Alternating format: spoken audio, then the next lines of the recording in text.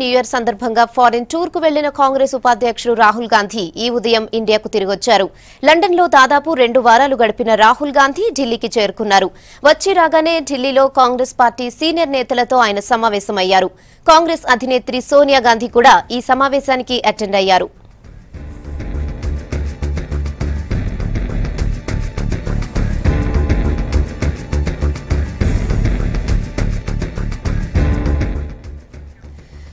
New year కంటే ముందు కేంద్ర ప్రభుత్వం తీసుకున్న నోట్ల రద్దు నిర్ణయాన్ని రాహుల్ గాంధీ తీవ్ర స్థాయిలో వ్యతిరేకించారు. పలు రాష్ట్రాల్లో నిర్వహించిన బహిరంగ సభల్లోనూ ప్రధానమంత్రి నరేంద్ర మోడీపై విమర్శలు ఎక్కుపెట్టారు.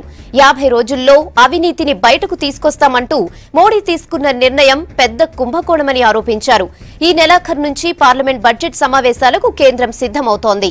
ఇప్పటికే శీతాకాల సమావేశాల వాషౌట్ కు కారణమైన ప్రధాన ప్రతిపక్షం కాంగ్రెస్ బడ్జెట్ సెషన్ పైన ఫోకస్ చేసింది. బడ్జెట్ లో కేంద్రం ప్రతిపాదనలు రాబోయే 5 రాష్ట్రాల అసెంబ్లీ ఎన్నికలను ప్రభావితం చేసే అవకాశాలున్నాయంటూ ఈసీని కూడా కలిసింది.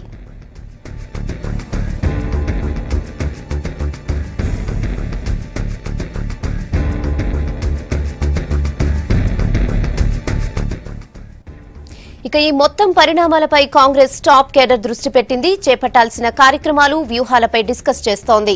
ఇప్పటికే కాంగ్రెస్ అన్ని రాష్ట్రాల్లో నోట్ల రద్దుకు వ్యతిరేకంగా ఆందోళనలు చేస్తోంది. ఈ ఆందోళనల్ని మరింతగా జనంలోకి తీసుకెళ్లేందుకు ప్లాన్ చేస్తున్నారు సీనియర్లు.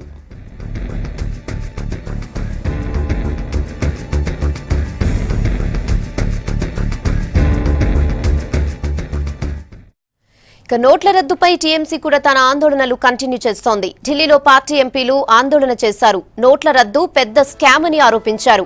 నిన్నటి నుంచి ఎంపీలు ఆందోళనలు చేస్తున్నారు. నోట్ల రద్దుతో సామాన్యులు నానా ఇబ్బందులు పడుతున్నారని ఆరోపించారు.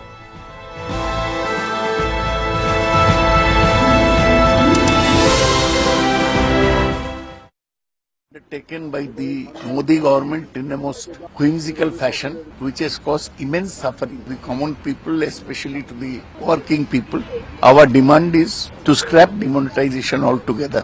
Now, since we are the pioneers in anti-demonetization movement, the government at the center is practicing its political vendetta on our people, taking action against us on old cases.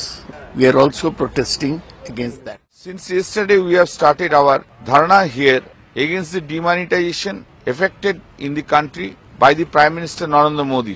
All over India, in different states, we are holding dharna since yesterday.